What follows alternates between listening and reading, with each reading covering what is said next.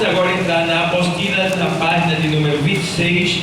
O tópico é Jesus e o sofrimento humano. A disciplina que nós estamos estudando é Conhecendo a Jesus. Então vamos lá entrar nessa apostila para nós aprendermos mais, para nós conhecermos mais o nosso Mestre, o nosso Salvador. Eu preciso conhecer mais ele, tá? Então vamos lá.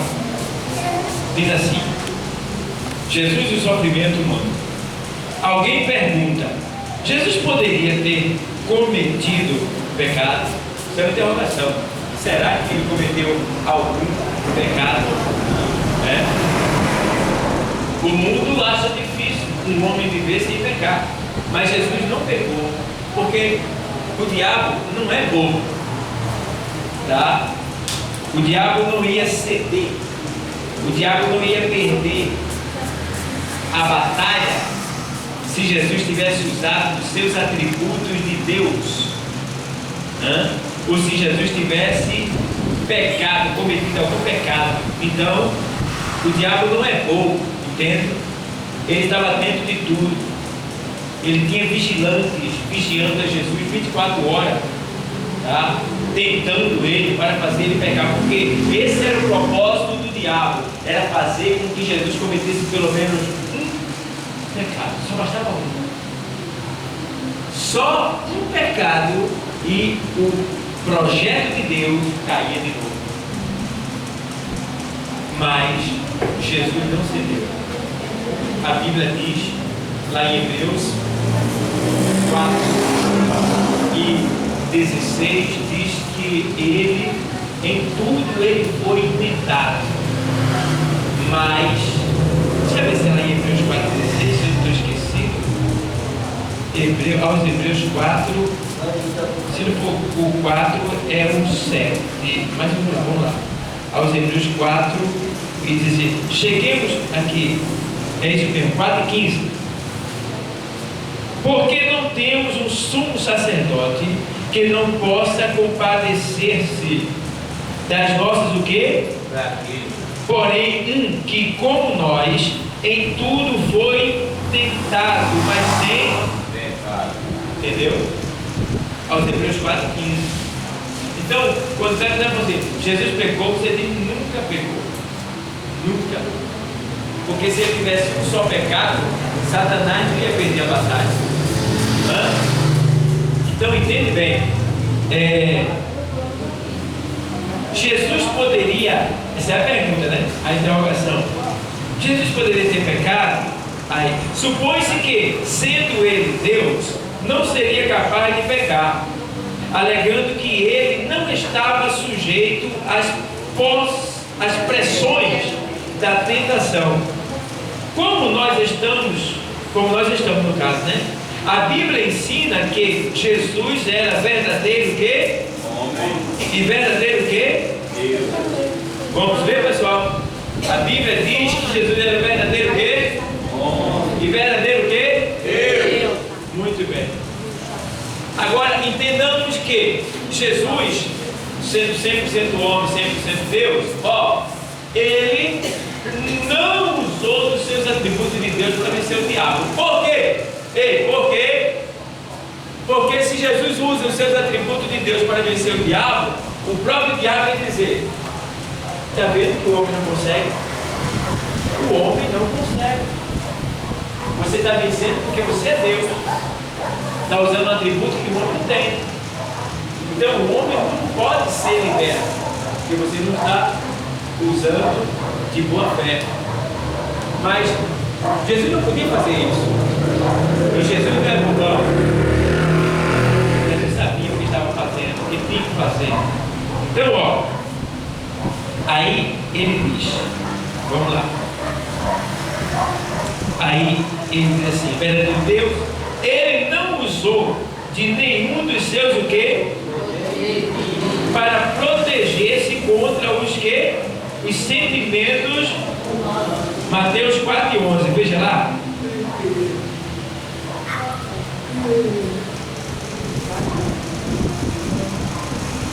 Então o diabo o deixou, e eis que chegaram os anjos e o serviram. Certo? Então o diabo o deixou e chegaram os anjos e lhe serviram. Por que o diabo lhe deixou? Porque foi um confronto pessoal. Jesus estava debilitado, foi uma luta quase que desleal, de certa forma. Porque Jesus estava na forma de homem, debilitado pela fome e o cansaço, tá? E o diabo estava com toda a força. E ele entrou com 2 pés em Jesus, para vocês entenderem. Ele veio para quebrar mesmo, derrubar Jesus. Mas só que Jesus, qual foi o método usado por Jesus para se defender contra o diabo? Qual foi? Quem lembra? Foi o quê? Foi o quê? Vocês têm certeza? Vocês têm certeza? Tem ou não tem? Muito bem, foi a palavra que ele usou para se defender contra os ataques diabólicos. Satanás torcia a palavra para fazer Jesus cair. Mas ele esqueceu que Jesus é a palavra. Ele é a palavra encarnada.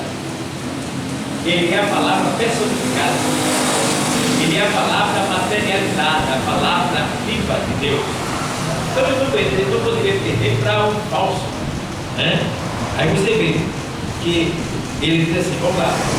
Deixa eu ler aqui alguns ataques do diabo contra Jesus. Ele diz assim: e chegando-se a ele o tentador, versículo 3, disse: se tu és o Filho de Deus, manda que estas pedras se tornem em pães. Ele, porém, respondendo, disse: está escrito, nem só de pão viverá o homem, mas de toda palavra que sai da boca de Deus. Veja como o diabo é esperto. Jesus estava com fome, e se ele quisesse, ele tinha poder para fazer aquelas pedras virarem pão. Então o diabo foi no ponto fraco dele, irmão. O diabo ele sempre vai chegar na hora que você estiver necessitado. Pode estar certo isso. É quando você está precisando de algo, ele chega para tentar comprar você, ganhar você com algo parecido com aquilo que tu quer. Entendeu? E aí você tem que estar ligado em Deus, tem que estar agarrado com Deus, para não se sujeitar à vontade ou ao querer do diabo. Entendeu bem? Nem só de pão viverá o homem. Entendeu? Mas de toda palavra que sai da boca de Deus. Irmão, vai ter um momento que nós, como cristãos, a gente vai ter que aprender a viver da palavra de Deus. Vou dar um exemplo disso. Eu conheço um irmão que ele vivia bem, tinha de tudo, mas ele perdeu tudo que ele tinha. Sempre fiel a Deus, servindo a Deus, perdeu tudo que tinha. E agora ele ficou sem nada. E agora, o que é que ele estava aí? Viver da palavra. Que palavra é essa? A palavra que diz que Deus é provedor. Deus é o Jeová Jireh que provê todas as coisas. Deus é o Pai. Deus cuida. Nós somos filhos dele. Agora ele tem que viver dessa palavra. Está entendendo? E agora ele vai dizer da palavra. Não é fácil, né? Você ter tudo e perder e ficar dependente. E agora? Mas o que é que aconteceu? Deus começou a mover os corações de volta e começou a trazer o que ele precisava para sobreviver. A gente tira isso por quê? Jó não perdeu tudo? Como foi que Jó enriqueceu novamente? A Bíblia diz que vieram pessoas de longe e cada um lhe deu um presente.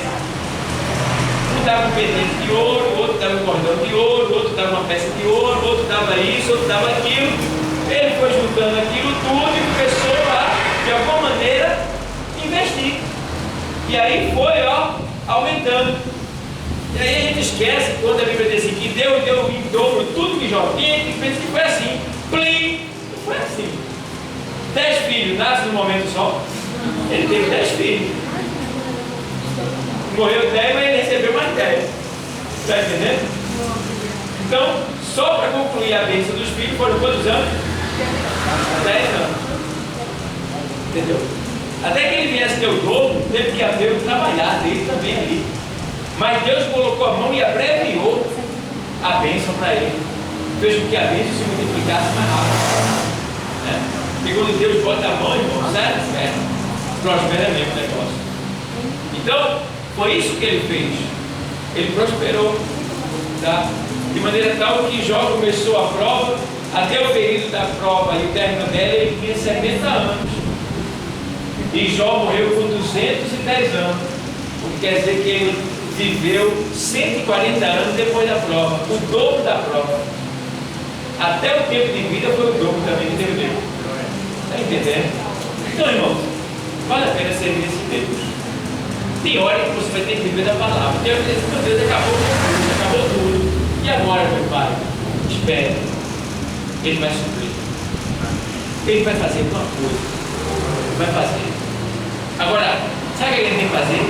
Orar e pedir graça a Deus para suportar. Para que a gente não venha desfalecer na nossa fé. Porque Ele cuida de nós. Lançando sobre Ele toda a vossa ansiedade, porque Ele tem cuidado de nós. Certo? Então o diabo tentou perverter aqui. Vamos ver o detalhe do diabo. Então o diabo transportou a cidade santa e colocou-o sobre o pináculo do templo e disse-lhe: se tu és o Filho de Deus, lança-te daqui abaixo, porque está escrito: aos seus anjos dará ordem a teu respeito e tomar-te-ão nas mãos, para que nunca tropeces em alguma pedra. Verdadeiramente tinha uma palavra que dizia que Deus, Ele protege, Ele cuida, né? Ele livra os seus. Mas só que livra quando a gente é pego de surpresa, como quando a gente sofre um acidente, e não quando a gente tenta a Deus. Aí eu subo lá no prédio, olha assim, puxa, a palavra diz: se eu cair daqui, Deus vai me segurar, vai dar ordem para os anjos me sustentar, e eu não vou bater lá embaixo, vou pular. Yahoo!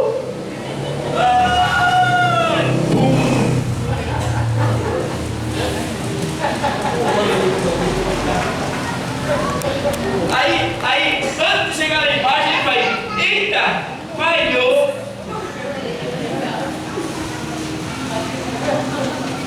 Está entendendo? Por quê? Porque foi tentar a Deus. Não é assim o negócio. Então, não tente a Deus. Certo? Não tente a Deus, irmão.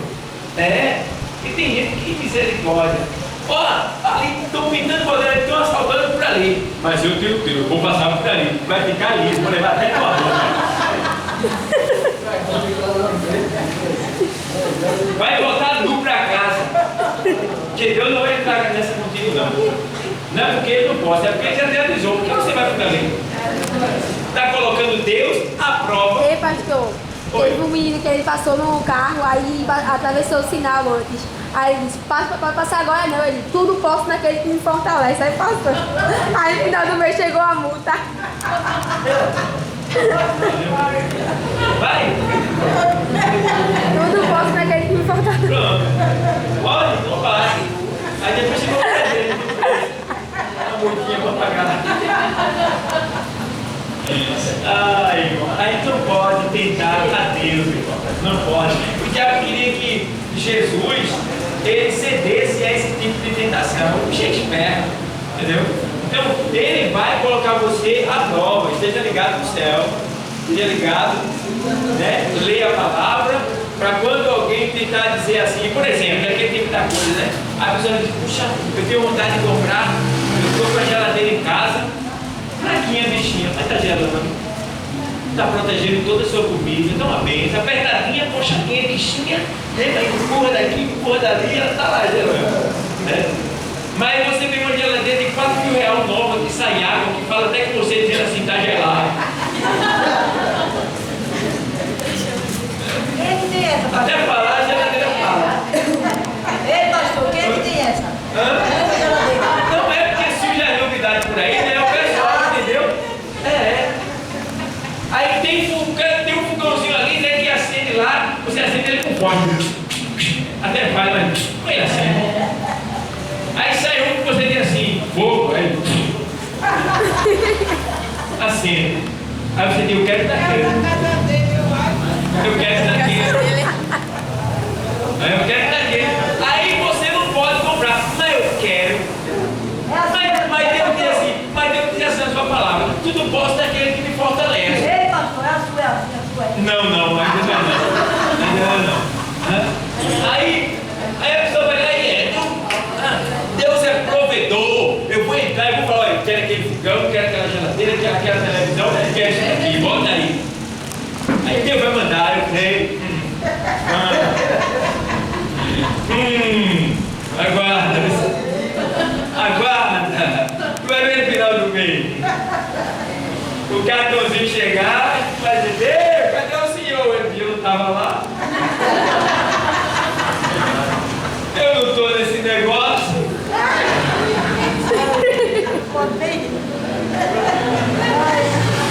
Isso é tentar a Deus, irmão.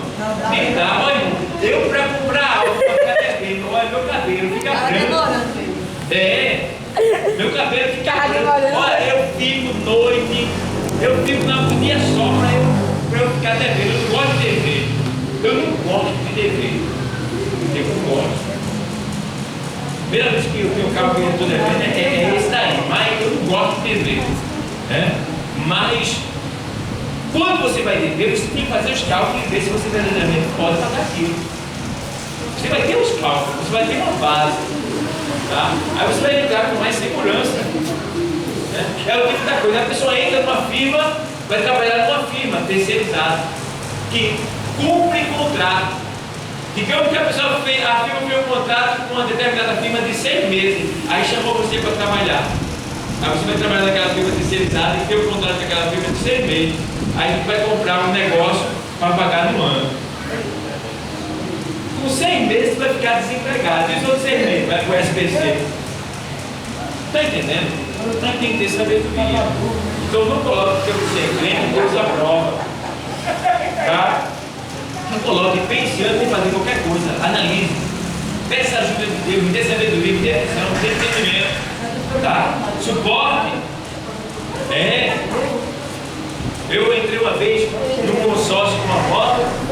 E eu disse, eu vou entrar no consórcio dessa moto, mas eu não vou querer pegar essa moto. Eu vou comprar uma moto usada para eu usar ela. Porque, irmão, é por ilusão. Se você tem dinheiro, compra um carro novo, compra uma moto nova, pode comprar, é bom ter tudo novo. Mas se você não tem dinheiro suficiente, o novo também vai ficar velho. Está entendendo? O novo vai ficar velho. Eu já vi gente que tem mais dor de cabeça com algo novo do que alguém que teve com algo de segunda mão. Não é que eu estou incentivando você a comprar o mais fraco, o usado. Não. Se tem dinheiro, compre melhor. Mas o que eu quero dizer é que às vezes a gente tem uma vaidade que é uma vaidade vã. Que a gente acha que ela é boa, que vai ser assim dessa maneira e é completamente diferente. Às vezes eu venho com o meu carrinho, agora eu troquei, graças a Deus, mas eu venho com o meu golzinho, 3 anos na estrada, tudo deixou na mão. Eu venho com ele, eu vou bem. Ele comigo voltava, né? Mas já bem, não volta. Pode perguntar, ele passa a ver carro do ano. Carro de 80 mil, de 100 mil, parado, esperando um reboque vir buscar. E aí, tá lá. Aí tá lá o meu filho lá, daqui a pouco. Meu carro quebrou. Muito reboque, por favor. Tá na rua. E já vi eu com minha tartaruguinha verde. Vou e venho, chega aqui, estaciona, termina, vem primeiro, vou pra casa e é uma bênção.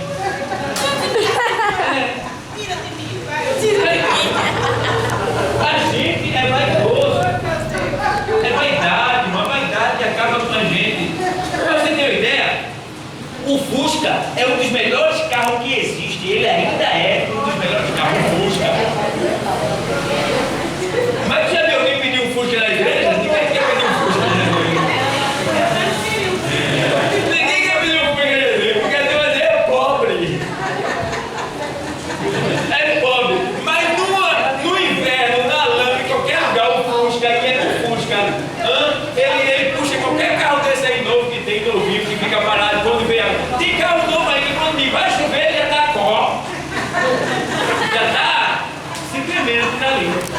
E o Fusquinha não, é esperto todo.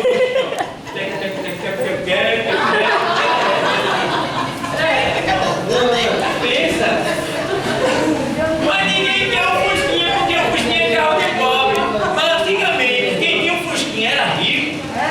Eu me lembro quando eu era pequenininho, eu dizia, eita, fulano tem um carro. Qual era o carro pequeno lá? Ou era o Fusca ou era o Brasília. Eram dois carros que arrebentavam no tempo. Hoje o bichinho está por aí, ninguém quer mais ele. Né? Mas é um carro. Então, pessoal, a vaidade, tudo isso é a nossa vaidade. Porque, ei, tu está entendendo, pessoal? A gente vive o que os outros pensam. Tu está entendendo? Poxa, eu vou comprar isso daí, vão dizer que eu sou pobre. A gente está vivendo o que os outros pensam. Se a gente vivesse o que a gente é, o que a gente precisa, o que a gente pode, nós éramos mais felizes. Mas por viver o que os outros falam, o que os outros dizem, ou por se preocupar com o que os outros vão pensar, a gente paga um preço muito alto. E é por isso que muitos estão sujos, muitos estão arruinados e outros até morreram, como por exemplo, veja essa família que se matou, está passando no jornal. Porque a questão financeira, ele matou a mulher, jogou os 2 filhos do prédio e depois se matou. E deixou uma carta dizendo que não aguentava passar por necessidade, questões financeiras. Veja o apartamento que ele morava. Vendeu o apartamento, era um bom dinheiro, que aquele apartamento dele deve valer mais ou menos 1 milhão, ou quem sabe até mais. Pegava 1 milhão, comprava uma casinha de 200 mil e ia viver por ali, botava até um comérciozinho para ele, e daí ia começando de novo, baixo. Ia viver, e quem sabe talvez ele fosse mais feliz do que ele era no momento. Mas não, ele nem olhou e saiu.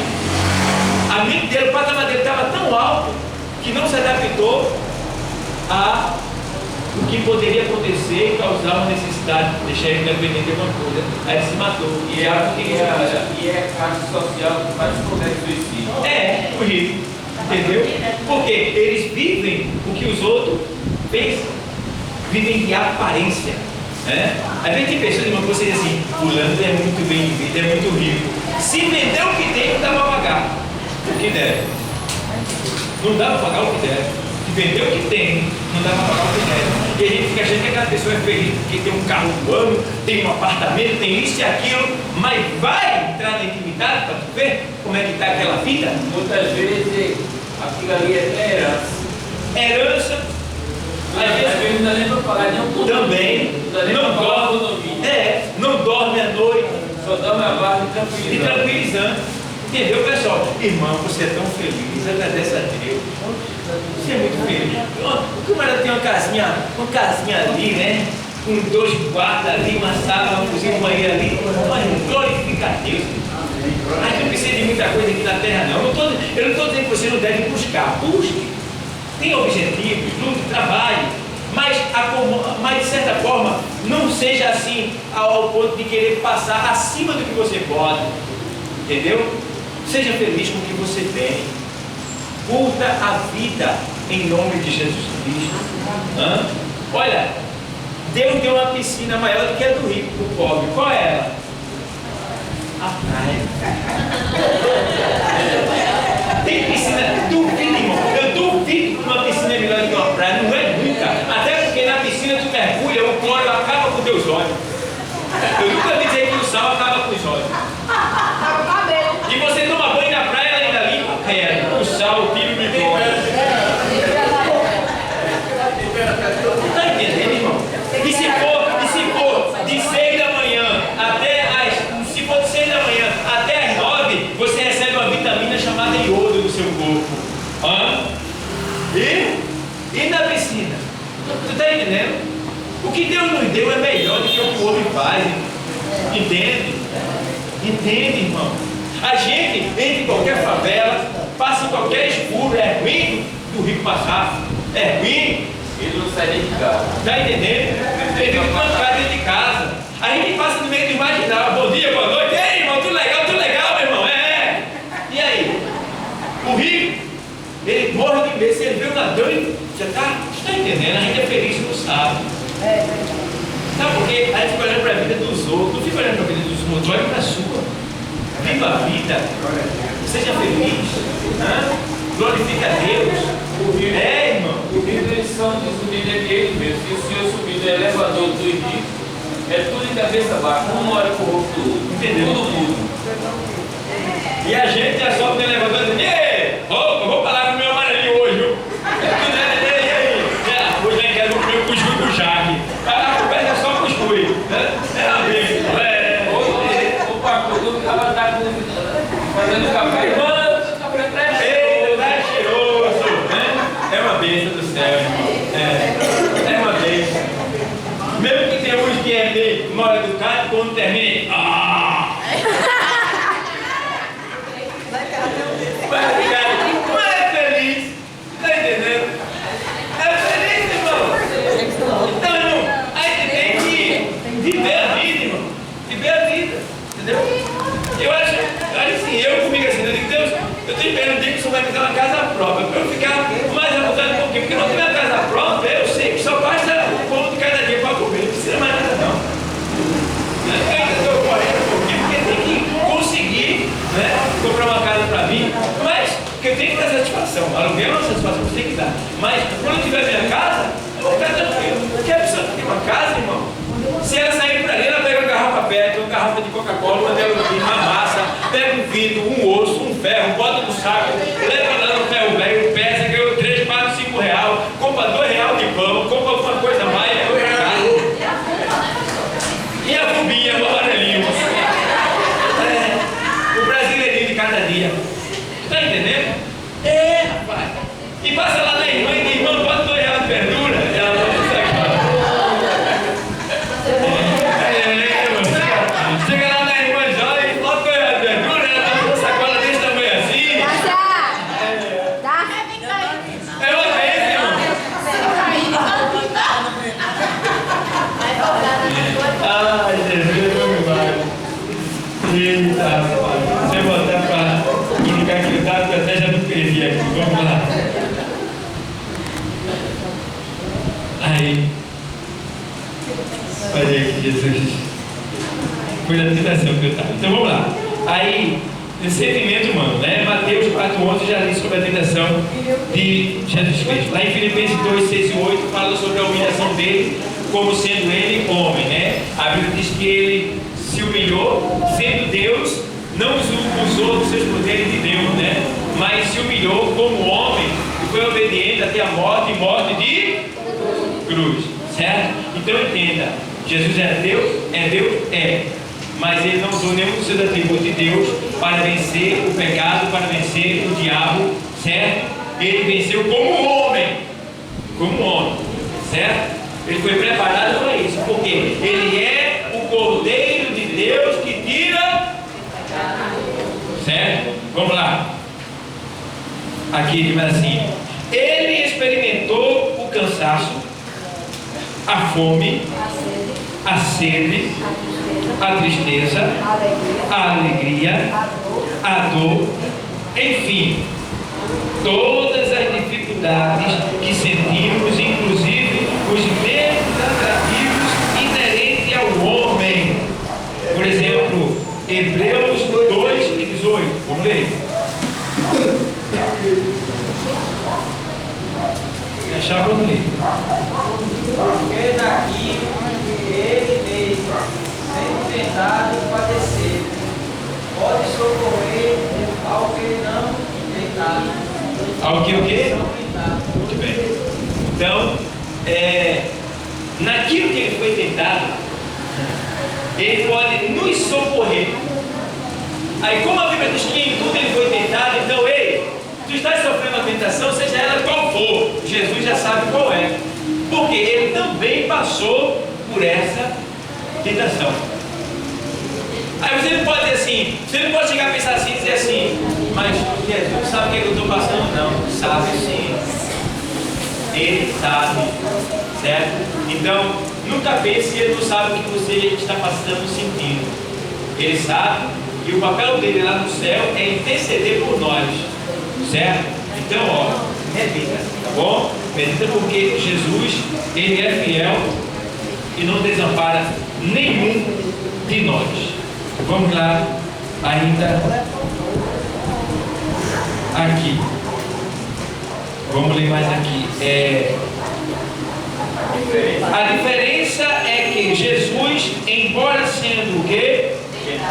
Como qualquer um de nós, não o quê? 4 e 15 a gente já leu, não foi?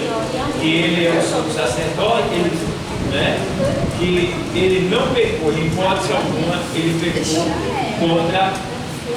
Ele não pecou, porque se ele pecasse, nós estaríamos perdidos. A obra da redenção não seria válida, Satanás não iria aceitar. Não iria aceitar. Satanás nem bobeou, não. Tá? Mas a obra de Jesus foi perfeita. Perfeita. Vamos lá. Deus encarnou para sentir o que nós o quê? Sendo Ele Deus, pode interceder junto ao Pai por nós, em misericórdia. O que é misericórdia? É o compadecimento de Deus pela miséria humana. Nós não podemos nada. Aí tem a misericórdia de Deus. Certo? Aí ele diz assim, ó, porque Ele conhece a nossa o quê? Lembra-se que somos o quê? Ó, Salmo 103, verso 14, lê lá. Pois Ele conhece a nossa estrutura, lembra-se que somos pó. Certo? 103, verso 14, foi? Muito bem. Então, ó, entenda aí. Aqui, ó. Pois Ele conhece a nossa estrutura, lembra-se de que somos pó. Quando o salmista diz isso aqui, Deus está usando ele para nos fazer entender que Deus nos entende, porque Ele sabe que nós somos pó. Quando Ele sabe, na medida que Ele sabe que nós somos pó, isso quer dizer o quê? Que Ele sabe que nós somos falhos, que nós estamos ainda ligados a uma natureza que só quer as coisas de baixo. Então, vendo isso, Ele se compadece de nós e nos ajuda intercedendo diante do Pai para nos dar livramento. Entendeu? Vamos lá, ainda que Ele nos ajuda a vencer. Passa para outra parte agora e vamos lá. A gente vai entrar agora na divindade de Cristo. Divindade quer dizer, Ele é Deus. A gente vai entender, a gente estudou Ele sendo homem, não foi? A gente estava até agora estudando sobre a humanidade de Cristo. Agora a gente vai estudar sobre a divindade de Cristo, certo? Ou seja, Ele como homem, estudamos. Agora vamos estudar Ele como Deus, certo? Vamos lá? Sabemos que Jesus é Deus, embora vindo ao mundo como homem, padecendo os mesmos sofrimentos que qualquer um de nós, mas devemos atentar para a sua eterna divindade, pois muitos têm pregado e ensinado que Jesus é um Deus, veja bem, que Jesus é um Deus. É pregar o politeísmo. Politeísmo é o que? É a fé em muitos deuses. Antes eles usaram essa pseudo-doutrina não provém de Deus. Dizer que Ele é o Deus. É pregar o politeísmo. Certo? Então, pregar o politeísmo é dizer que existe vários deuses, que Jesus é um Deus. Então, não devemos pensar que Jesus é um Deus. Jesus é Deus. É diferente. Certo? Porque se Ele é um Deus, então tem mais Deus. Certo? E não existe deuses, existe um só Deus, que se apresenta em 3 pessoas: Deus o Pai, Deus o Filho e Deus o Espírito Santo. Certo? Então devemos entender que Jesus é Deus. Você vê isso lá em João 1:1. Leia lá. Leiamos. João, o Evangelho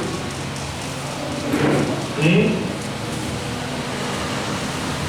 para você entender que no princípio era o Verbo, e o Verbo estava com Deus, e o Verbo era Deus. Está vendo as três pessoas aqui?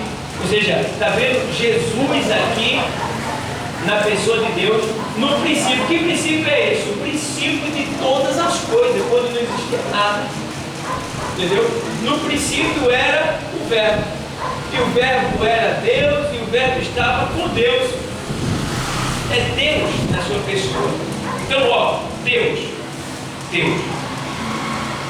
Quando Deus fala, o que é que acontece quando se fala? A gente verbaliza. Não é isso? Quando a gente fala, quando eu estou calado,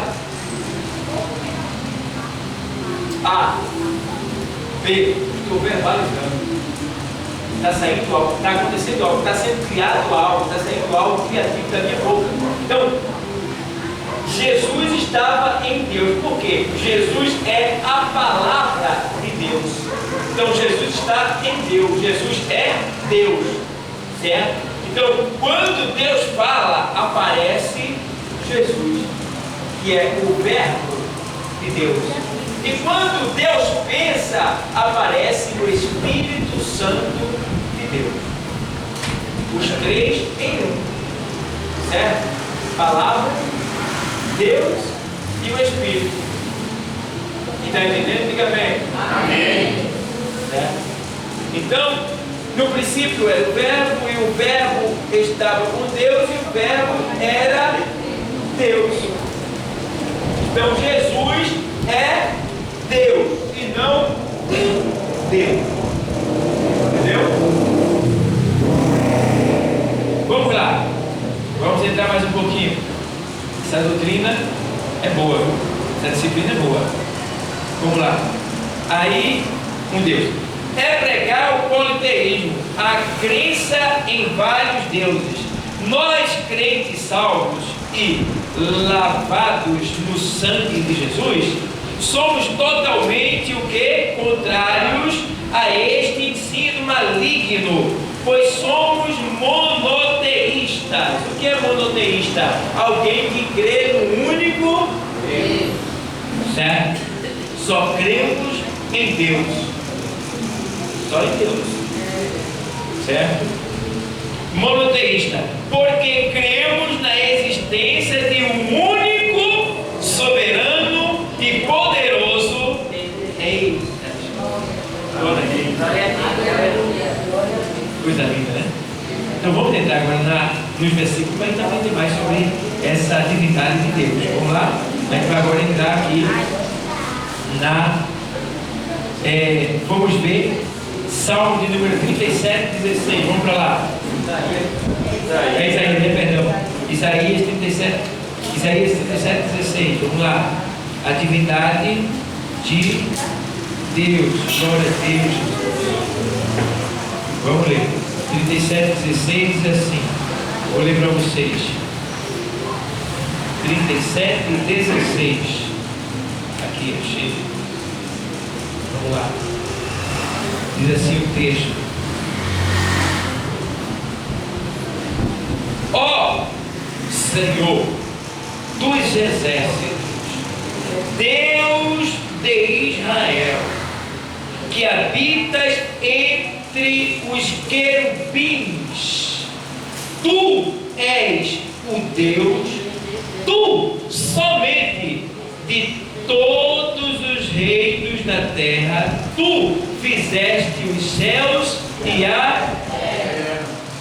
Que poder, amém. Que exaltação dessa palavra. Que coisa linda a gente vê. Senhor dos exércitos, tu habita entre os querubins, né? Querubins, um dos anjos que são potentes, no céu, né? É uma patente de anjo que existe no céu, querubim. Então, é anjos, arcanjos, querubins e serafins. Então, os querubins estão abaixo dos serafins, que são anjos poderosos. Querubins. Arcanjos são guerreiros.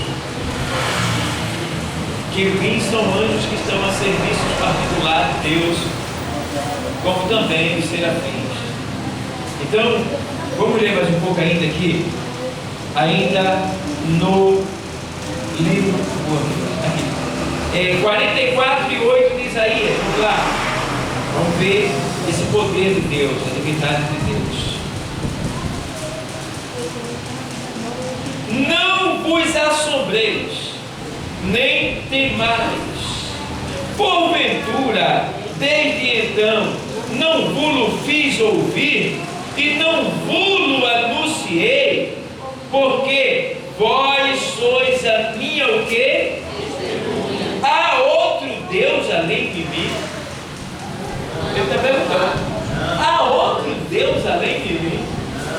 Vocês conhecem algum outro Deus além de mim? Ele está dizendo aqui, não, diz a palavra, há outra rocha que eu conheça. Coisa linda, né? Vamos lá, Deus é Deus, irmão. Certo? Vamos ver ainda aqui, ó, 45:22. Esse é bom.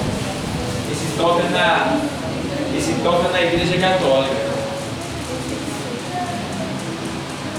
45:20 toca na Igreja Católica. Né? Vocês marcam aí, vou ler o 20 como bônus. Dá um bônusinho. Vamos sair um pouquinho fora do assunto. O versículo 20. Você marca aí, não marca a caneta para não ficar borrado, mas diz lá, 45:20, para você entender. Toda vez que você vê uma procissão, você vai dizer que aquelas pessoas estão. Você vai ver que aquelas pessoas. Vai dizer. Você vai ver que aquelas pessoas estão cegas e não leem a palavra de Deus. Não leem a palavra de Deus. Porque se lessem a palavra de Deus, jamais elas participariam de procissão. Não é isso? Já participou muito já isso. Ainda bem que hoje ele está aqui. Escapou. Né? O Senhor disse, Jair, sai para fora. E ele veio parar aqui. Aí você lê na tua Bíblia, 45:20 que diz. Deus dizendo, congregai-vos e vinde, chegai-vos juntos, vós que escapaste das nações. Nada sabem os que conduzem em o quê? Em o quê? As suas o quê? Feitas de madeira e rogam a um Deus que não pode. Deu para entender? Isso é pesado, né? Por que os padres não leem isso na igreja? Eles deviam ler isso na igreja e acabar com a procissão. Ninguém ia, porque Deus está dizendo assim: vocês que estão carregando isso daí não sabem de nada. Não sabem de nada. É isso que Deus está dizendo. Porque se vocês soubessem, não estariam aí conduzindo uma imagem que não tem nada, não tem poder, não serve para nada. Veja. Aí quando eu vejo isso, eu digo, meu Deus do céu, tem misericórdia desse povo. O Papa agora que lançou um projeto de unir todas as religiões. É o eunismo, é a união das religiões. Isso aí já é um sinal da vida de Cristo. Está entendendo? Porque vai ter a falsa paz. Ei, vai haver a falsa paz. A falsa paz, ei, Sil, a falsa paz vai ser o primeiro período da grande tribulação, que é quando a igreja é tirada da terra e vai haver uma paz disfarçada. Uma paz que todo mundo vai dizer, puxa, o mundo agora está bom. Todo mundo com liberdade, fazendo o que bem quer, emprego para todo mundo, dinheiro para todo mundo. Os crentes saíram da terra, não perturba mais. Uma religião única, com um falso profeta operando milagres. A turma vai dizer, agora que está na boa. Chama-se falsa paz, período de falsa paz. Então, ao Papa está indo unir as religiões. E sabe o que é que une as religiões? O que pode fazer isso acontecer? Não é Deus, mas isso, os poderes. A partir do momento que eles entram em acordo, aí isso pode acontecer. E vai acontecer. Mas só que antes disso acontecer, a igreja vai ser tirada da terra. Então está bem pertinho, né, irmão? Irmão, Deus tem me incomodado, o Espírito Santo tem me usado para falar sobre a volta de Jesus, que eu sinto que está tão perto, tão perto, tão perto. Meu Deus do céu. Meu Deus do céu, está muito perto. E graças a Deus você está aqui. Seja santo, procure ser melhor cada vez mais. Lute contra você mesmo. Vença a sua carne. Daqui a pouco a gente não vai ter mais aula, não. Pode ser que nem termine esse curso. A irmã ficou olhando para mim agora, não foi bem. Poxa, pastor, você vai acabar com o curso, pastor? Não. Por quê? Porque daqui a pouco já tem que ir buscar. É? Entendeu? Então, pessoal, agora eu vou ler o versículo certo, que eu não li, né? Eu li só para mostrar para vocês isso aí, está sendo guardado no coração. 22, foi? Foi o 40 e 44, 45 e 2. Vamos ler. Diz assim: olhai para mim e sereis vós todos os termos da terra, porque eu sou Deus e não há outro. Eu sou Deus e não há outro. Não adianta pedir nada a ninguém que morreu, que é santo, que fez isso ou aquilo. Os próprios discípulos que eram chegados a Jesus Cristo não aceitavam adoração, não são dignos de adoração. Só Deus, em nome de Jesus, que é digno de adoração. E as religiões ficam criando situações, criando deuses para as pessoas adorarem. E o povo vai atrás. Ah, meu Deus do céu. Que falta, né, irmão, de conhecimento. Mas sabe por que isso? Porque muitas vezes os crentes estão calados. Os crentes não abrem a boca como devia abrir. Tem vergonha. Ah, não vou falar não, porque fulano vai ficar com raiva de mim. Mas Deus te ama. E aí? Porque tu está agradando, tu está aqui para agradar a quem? O homem ou a Deus? A Deus. Você não vai tratar com grosseria, você não vai fazer coisas que vêm desagradável, você vai dizer, você é especial para Jesus. Tá? E eu não digo, é muito difícil dizer que eu Jesus te amo para alguém, porque isso é uma palavra que é tão comum que se torna até, de certa forma, para muitos, uma agressão a ele. Eu costumo falar de outra maneira. Olha, você é muito especial para Cristo. Viu? Olha, a tua cadeira está lá na igreja te esperando. Isso. Eu costumo falar de outras várias maneiras. Porque tem gente que vai lá, Jesus te ama, tem um problema na tua vida. Não pode dizer isso. Não sei o que ele tem, mas não pode. Porque é uma palavra tão comum e que já está tão banalizada, barateada. Não quer dizer que Deus não ama. Ama. Tem plano? Tem. Mas ele tem que cuidar da nossa linguagem. Cada vez disso, o tempo todo. A mesma coisa, tá? Para alguns vai valer, mas para outros ele vai dizer, eu sei que ele me ama, ele te ama também. Pronto. Temos que pedir sabedoria a Deus para saber lidar, para saber ter palavras que venham tocar, que venham convencer, que venham marcar, que venham fazer as pessoas mudarem de atitude. E nós temos isso. É só, pedir a Deus, meditar e aplicar a palavra. Certo?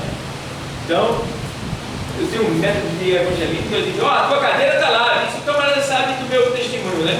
Que depende muito do seu testemunho. Aí, a pessoa diz, oi, eu vou. Um dia eu vou, ore por mim, eu vou chegar lá. E muitos têm chegado, entendeu? Mas eu tenho um método de evangelizar. E é tão eficaz que às vezes a pessoa não está vendo a pessoa e a pessoa fala, ei, irmão, aí, oi, minha cadeira está lá, né? Eu nem vi a pessoa no chão.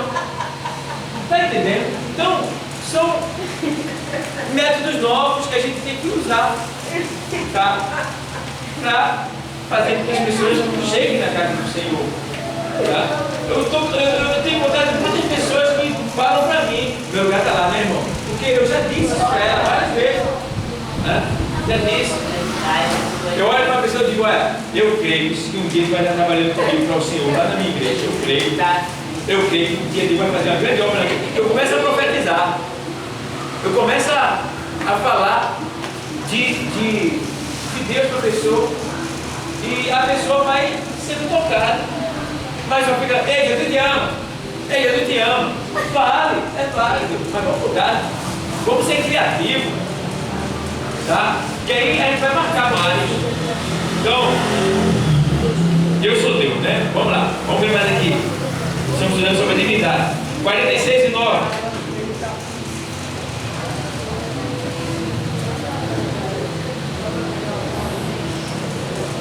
Lembrai-vos das coisas passadas, desde a antiguidade, que eu sou e não há outro Deus, não há outro semelhante a mim. Está vendo? Está vendo Deus dizendo, falando que só tem Ele. Vamos ver mais. 1 Coríntios 8 e 6.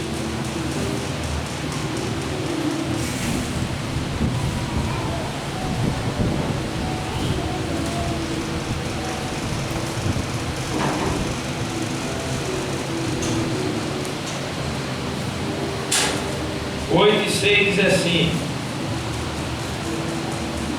todavia para nós há um só Deus, o Pai de quem é tudo e para quem nós vivemos, e um só Senhor, Jesus Cristo, pelo qual são todas as coisas, e nós por Ele.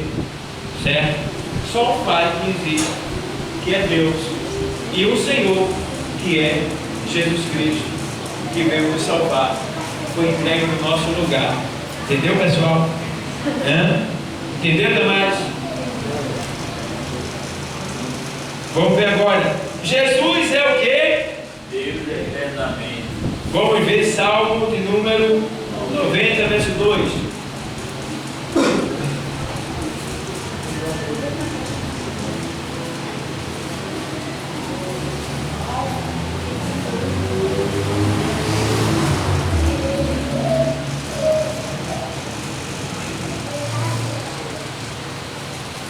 Diz assim o texto: antes que os montes nascessem, ou que tu formasses a terra e o mundo, sim, de eternidade a eternidade, tu és Deus. Tu és Deus. Sabe o que é interessante nesse versículo? Que não existe duas eternidades. Porque a palavra eternidade é uma palavra que quer dizer que não existe começo e não existe fim. Eternidade é um tempo que não tem começo nem tem fim. Eternidade. Aí o texto diz: de eternidade a eternidade. Meu Deus do céu. Se você for parar para entender isso daí, meu Deus do céu, é demais. Porque a eternidade não tem fim. De eternidade a eternidade, misericórdia. Como meu Deus é grande. Como Ele é maravilhoso, irmão. Como Ele passa de segurança para a gente por essas palavras. De eternidade a. Não existe isso daí. É Ele demonstrando para a gente que a eternidade é tão grande, é tão grande, é tão grande, é tão grande, é tão grande, que não tem fim, que ela se. Que eu não tenho base para falar para vocês em relação a isso aqui. Não tem como eu explicar. Porque a eternidade é um tempo que não tem começo e nem tem fim. Se não tem começo e nem tem fim, por que ele fala de eternidade a eternidade? Para você ver como a eternidade é eterna, é grande. Vê que Deus, eu sou Deus, Ele diz. Ele sempre será Deus, Ele sempre foi Deus, Ele é Deus. Olha que coisa linda. E que eu tivesse a sorte, ó, de se encontrar com esse Deus, tá? E está tendo o privilégio de ser um cidadão do céu.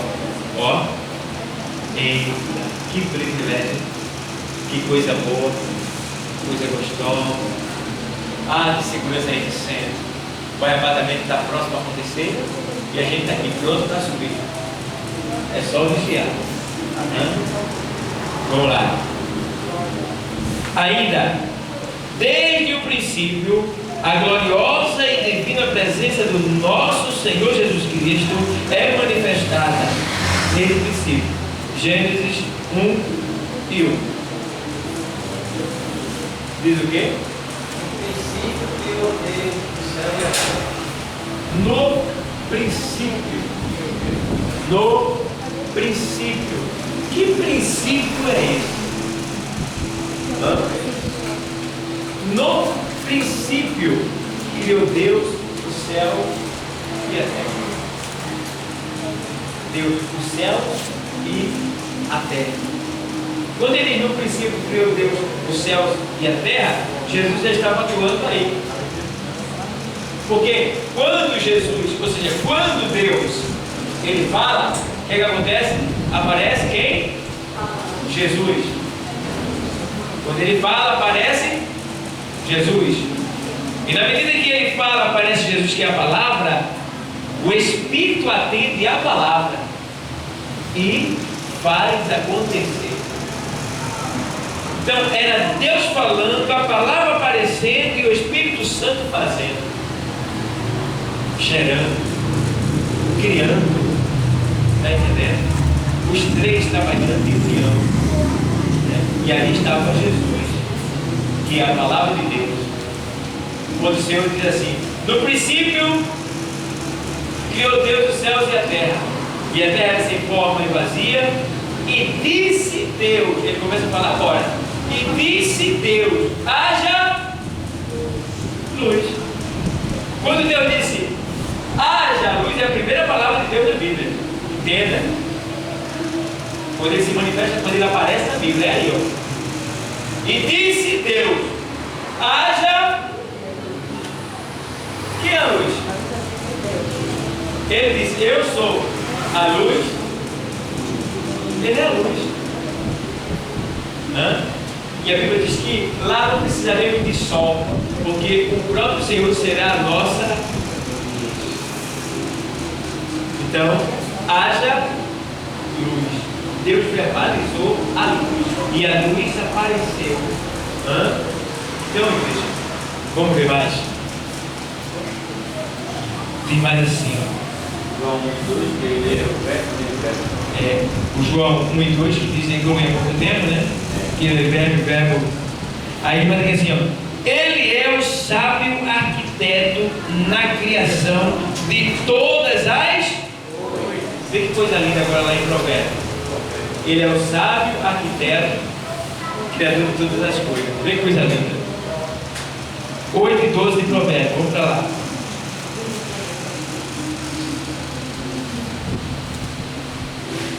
8 e 12. Eu, a sabedoria, habito com a prudência e acho a ciência dos conselhos. Vê que coisa linda. É isso? Provérbio 8, 12 e 30. Vamos lá. Aí no 30 ele diz assim: então eu estava com ele e era seu o quê? Aluno, e era cada dia as suas delícias, folgando perante ele em todo o tempo. Aqui é Jesus aparecendo, entendeu? Jesus dizendo que estava com Deus. Como Jesus é a palavra de Deus, ele está dizendo que ele era aluno de Deus, de certa forma. Por quê? Porque aqui está falando sobre a sabedoria. Jesus é a sabedoria. Uma vez Jesus contava na terra e disse assim: olha, Salomão não foi sábio? Está aqui quem é mais sábio do que Salomão. Aí, aqui ele está dizendo que já estava com ele, que habitava com ele, em Deus, ele era a sabedoria, ou seja, Jesus é a sabedoria. Como é que a gente manifesta a nossa sabedoria? Verbalizando, falando, certo? Então, quando Deus fala, aparece a sabedoria de Deus, que é quem? Jesus. Entendeu? E ele era o arquiteto. Ou seja, Deus falava o que ele queria. Então, quando ele falava o que ele queria, aparecia Jesus dizendo o que Deus queria. Aí o Espírito Santo criava arquiteto. Amém. Jesus, o arquiteto. Aí eu acho interessante isso. Agora, guarda essa palavra que eu vou ler agora, que é o 12, que ele diz assim, ó, ou 30, perdão. Então vê bem que coisa linda. Então eu estava com ele, e era seu aluno, e era cada dia as suas delícias, folgando perante ele em todo o tempo, folgando no seu mundo, o 31, folgando no seu mundo habitável, e achando as minhas delícias com os filhos dos homens. Esse versículo 31 aí está falando da eternidade de Deus, da soberania de Deus, da onipotência de Deus. Porque, vê bem, ei, a gente não está aqui agora, a gente está aqui agora, né? Mas Deus, na sua presciência, Deus, na sua onipotência, soberania, Deus, no seu poder eterno, Deus, Ele já está vivendo com a gente lá no céu. A gente está aqui agora, mas Ele já está vivendo com nós, que vai estar lá amanhã. Ele já está vivendo agora com a gente lá. O prazer de Deus já está sentindo prazer em nós lá no céu, como se a gente já estivesse lá, mas Ele já está vivendo com nós, porque Ele é eterno e tem esse poder de viver além do que se imagina. Não sei se vocês estão entendendo. Estão entendendo antigamente? Amém. Para você entender melhor, a gente está aqui agora, mas Deus já está vivendo com a gente lá no céu, na eternidade. Ou seja, Ele já sabe quem está aqui vai estar com Ele lá. Eu acredito que vai ser todos nós. Amém. Então Ele já está gozando com a gente no seu mundo habitável. Onde é o mundo habitável de Deus? Onde é? O céu. Ele diz aqui que está folgando suas delícias com o Filho dos homens. Quem são os filhos dos homens? Nós. E delícia? Que delícias são essas? Que existe no céu? O céu é um lugar de delícias. O céu é um lugar de delícia. A palavra Éden se refere a delícia. Então o céu é o paraíso eterno. O céu é o paraíso eterno. Entendeu? Então o céu é o nosso paraíso. É o lugar onde nós vamos viver sobre delícias. Uma manga é gostosa, uma manga bem doce. E uma pinha. Quando fala de comida, Marcos se alegra logo. Eu vejo logo o semblante dele mudar. O pastor, logo depois fica sentado ali, que eu chego comida dele. É.